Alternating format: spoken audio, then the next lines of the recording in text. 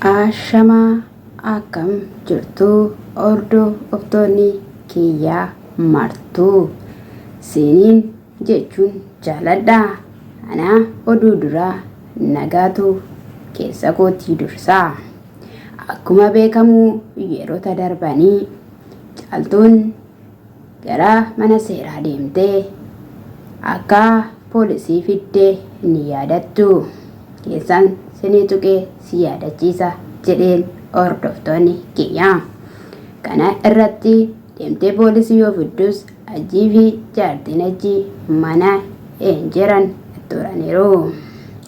Sana booddee irratti waraqaa fiddee akka mana turtee kaameraa ishii keeyyattee isaan eegaa turte ni yaadatama. Haa ta'uyyuu malee ajjiin hin dhumne.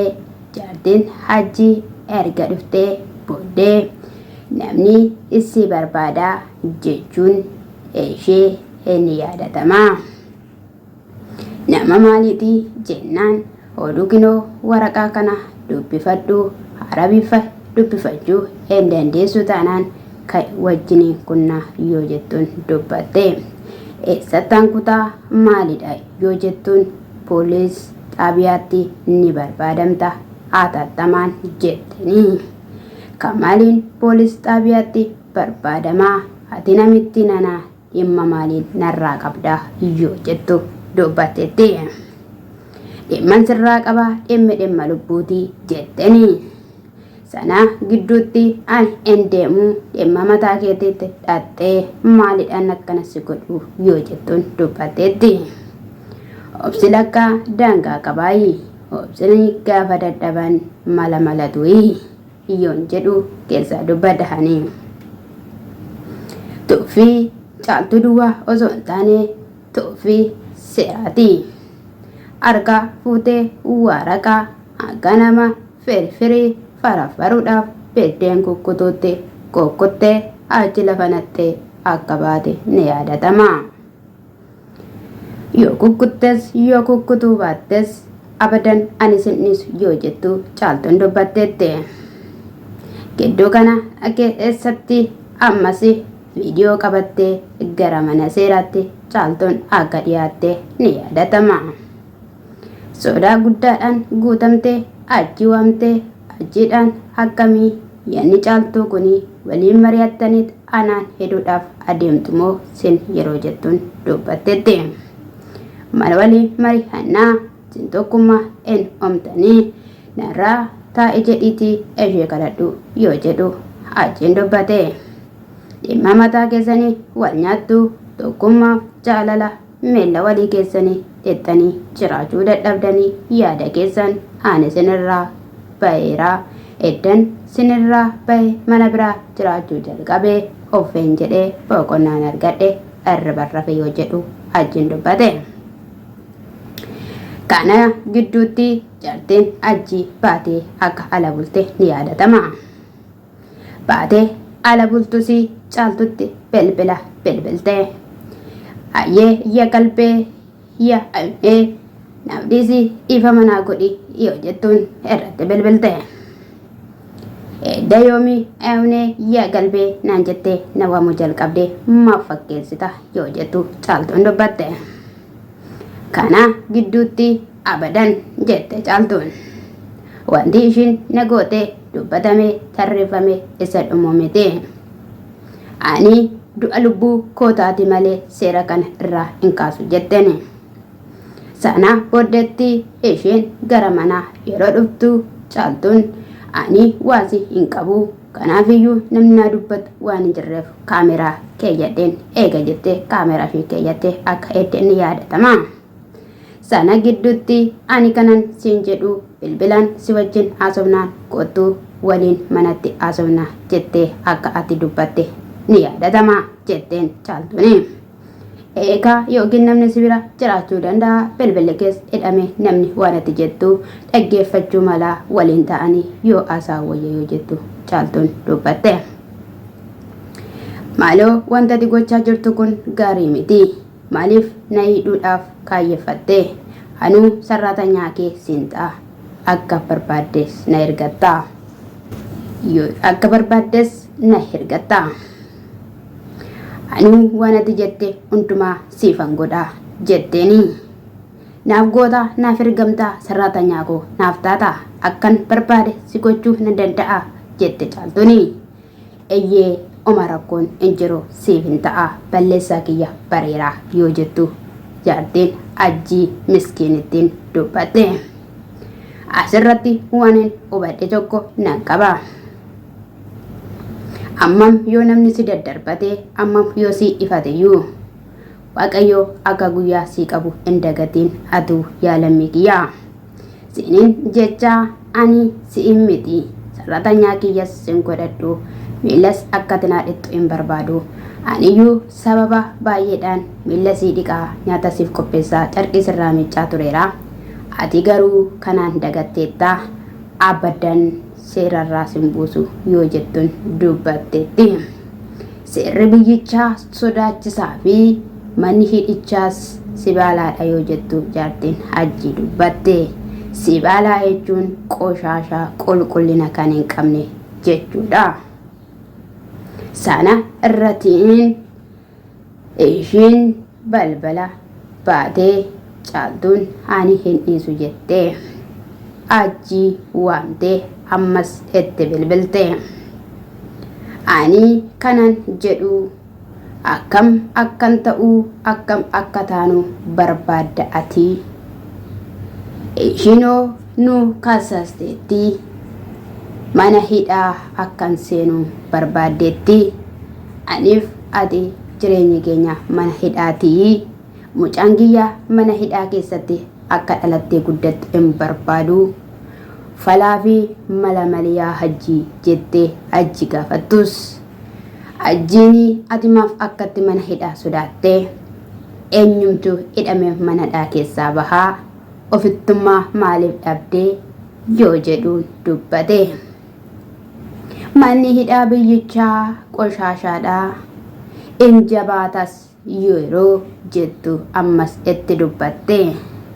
Kana duwwaa miti yeroo darbanii anaan kan na baase Sidoo Mustafaa akkasumas siidhaa in ulfaata manni hidhichaa yoo jedhu dubbate.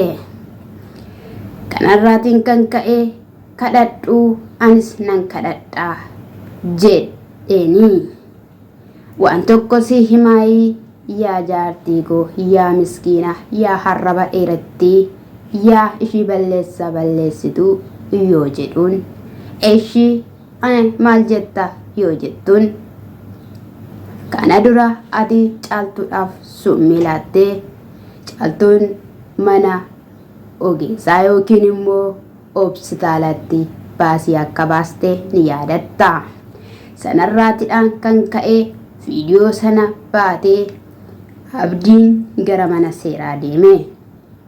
Jabeessitii kassasii irraa gargar hin kutiini isaattis jabaadhu. Innis mucaa keessii deebisaa.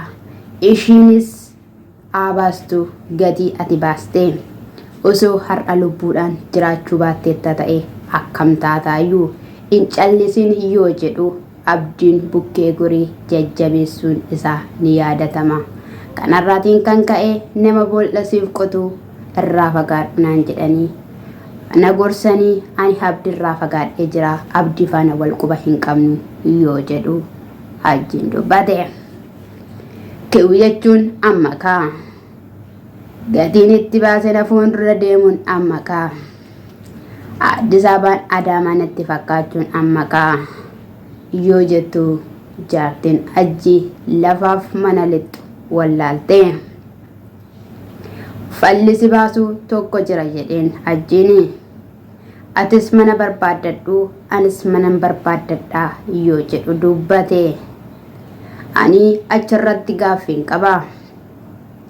Ajjiin duratti daqiiqaa tokkoof yoo biraa bahee kan hin jaalanne har'a Ajjiin oolee bulee yeroo dhufu jaartiin Ajjii oma waan dubbattu tokkollee hin qabdu. Mana kireeffachuun isaanii waan hin oolle iddoos qopheeffachuun isaanii waan hin oolle akkamittiin callistee simmi jettee dhiistee kaameraan duuba deemtee durattuu gotottee manatti galchitee yoon jedhu dhaamsa koodha yookiin dubbachuu koodha. Kana duwwaa osoo hin taane seeranni isheen abdiidhaaf laatte tokko jira. Ilaayaa abdii. Ilaayaa abdii sittan himaa kan si ga'u marfee tokkodha. Isammoo nan godhaafi jettee itti himtusi. Viidiyoon kana dura magartuu waraabdee qullaa keessi kaastee na bira jira ofirratti eegii addunyaa irratti gadi si gallakkisaa. In deebitamoo in deebituu narraa buusistamoo in buusistuu. Naga haroorroonii amma gaabbiira jilbeeffadhee dhiifama gaafadhus caaltuun na diddeetti sikkan hundumaa keessaa qaba edaatii jettee deebiste. Yaada dhimma keetii maaltu na rakkisee? Yaada dhimma keetii maaltu na rakkisee? Hedduutu qullaa isaa TikTok irraa dandasaa. Qullaa yoo ta'e uummanni ilaalee quufeera. Homaa tokko natti fakkaatu gadi dhiisii. Yeroo darbe anis kadhadheen dadhabne gadi naa dhiisi jedheeti. Yaada maraattuu siin shallootaa mana xonqaa isin deemtanis tasuma isiniif hojjechuu dide kaa. Ixaanas asinaa sandalii sitti kenninaan fuunfatee dhiisee inni wanta biraati kan barbaade. Hojiin keessanii karaa tafeeraa humni keessanis silaa dadhabeeraa atii fi magartuun kan tuutaataniittu kaa yoo jedhu abdeenii deebiseefi. Egaa yaa jaartii ajjii mallatti maltu hin jiru.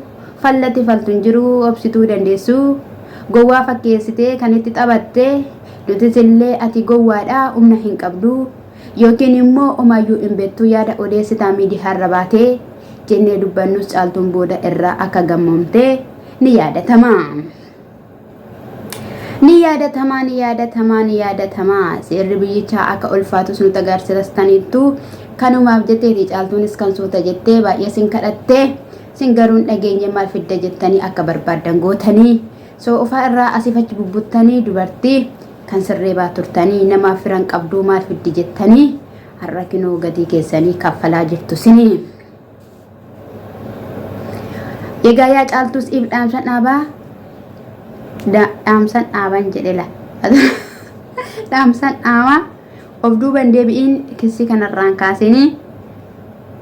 Yoo ati kissii kana irraa kaastee boru ganamaa soofarratti si ukkaamsanii akkuma baranii si tumu. Adeessu yoo deesseet obsitaalatti haa guddattu yoo guddatte si obsitaalatti mucaan kasheese. Maaliif yoo jettee kan kee kana duraa akka daanqottaan si xabbasee si laadhaa.